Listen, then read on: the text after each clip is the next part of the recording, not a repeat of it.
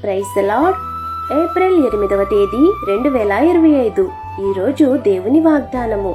దేవుణ్ణి ప్రేమించు వారికి అనగా ఆయన సంకల్పము చొప్పున పిలువబడిన వారికి మేలు కలుగుటకై సమస్తమును సమకూడి జరుగుచున్నవని ఎరుగుదుము. రోమాపత్రిక 8వ అధ్యాయము 28వ వచనము. దేవుడే మీ జీవితాన్ని నడిపిస్తున్నాడు. మంచి చెడు అనుకునే పరిస్థితులన్నీ దేవుని చిత్తములో ఒక భాగమే. అవకాశాల వెనుక దేవుని సంకల్పం ఉంటుంది. కొన్ని సంఘటనలు నీకు ఇష్టానుసారంగా ఉండకపోయినా ఆఖరికి అవి మీ మంచికే మారతాయి.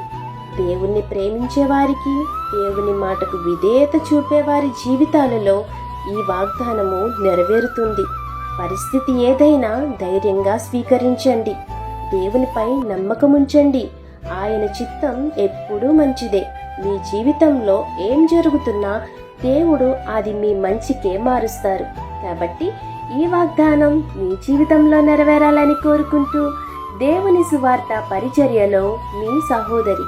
ఆమేన్. God bless you.